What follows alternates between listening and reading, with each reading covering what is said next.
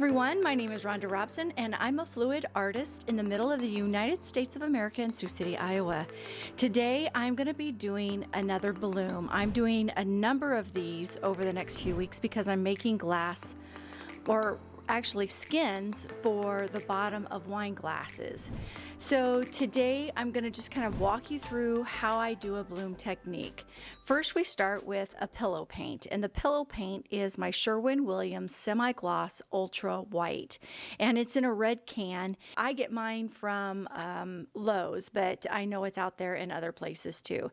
So you put a nice little thick coat of the pillow paint down, and what I've learned is something that I didn't do here that I want to just say is I go and take the pillow paint completely to the corners now. But here's like a teal green, I think that was cobalt blue, and then this is fluorescent pink. And what I'm finding a lot in the color palettes that I'm using these days is some type of fluorescent. This right here is the metallic purple that I get from Artist Loft. And yeah, so the fluorescent colors, the great thing about that, it just makes things pop. And then this is a frost, a blue frost that I get from, I think it's Arteza color. And then this one is a really cool color. It is a golden, and the color is actually, it's like an iridescent gold, and I just love it. So here we're going to put on the cell activator, and the cell activator is black. My cell activator, this is my number 3 cell activator. I've done a number of them. This is my number 3. And then you can kind of see how I blow down and then across the colors with the black cell activator. That's what helps create the cells. And over the next 105 tiles that I've done, I've really honed in on my technique. My technique right here isn't the greatest. You can kind of see I'm getting down into the pillow paint, which that's that white. And so you blow down and then across. Yeah, you just never know once you blow it out and then you spin it out what it could look like. And so I'm just going to let the music kind of take you for a little bit, and as I'm kind of working through my technique here.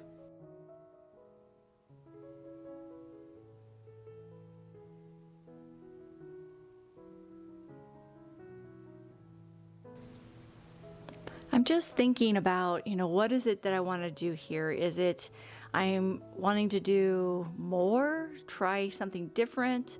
I've decided to pop bubbles, but really in this technique, you don't really need to use your heat gun or your torch like that. If there are bubbles, I just use a stick now and pop those, because there's usually only a few bubbles that kind of come to the surface. Maybe if you stirred your paint too much.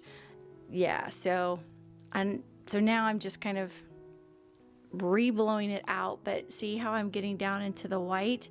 So overblowing something in a bloom technique doesn't do well either. So you can see where the cells are at closer to my hands, and then where I blew out, it's definitely got the white there.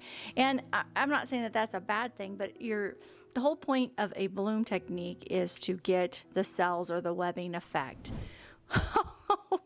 Whoops, I just flew that thing off of there. So also another technique I've learned is not to spin it too fast in the beginning.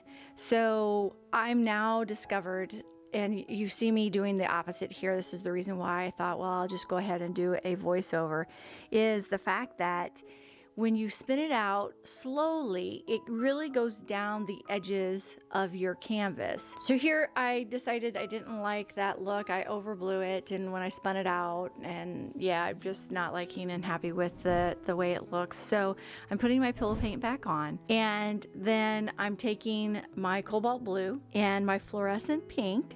Then here's the frost blue, so I kind of mixed this a little bit differently than I did last time. And then here's the metallic purple. So taking again the black cell activator, putting it into the middle, and here we go again.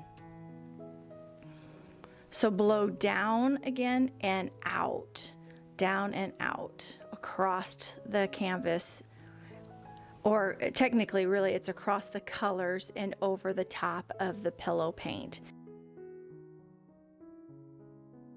What I was doing there is I was waiting for the paint to come back to the center to create the cells that I was looking for, and I wasn't getting that, so I blew again in the center. So taking a stick is an option and just swirling it around. On this one in particular, I just did the center, and that's all I did. And here we go. So we're spinning it out, and I think it's going to be really pretty. Just going to let this go for just a few seconds, show you how it kind of comes out. Yeah, it's really pretty. You know, if you didn't want the white, you could do some more, spin it out a little bit more, but I wanted to see how this ends up at the end. Thanks for watching, and here are the end results. I love how the bottom of the glasses are so unique this way, and if you're interested in how I create the glasses and how I do this, I'll link my video right here for that one. All right, thanks for joining me. Bye for now. Bye. Thanks for joining me today, and if you're new to my channel, please consider subscribing and clicking that notification bell. And if you like this video, I bet you're gonna like these as well. Thanks a lot, and have a great day. Bye. Bye.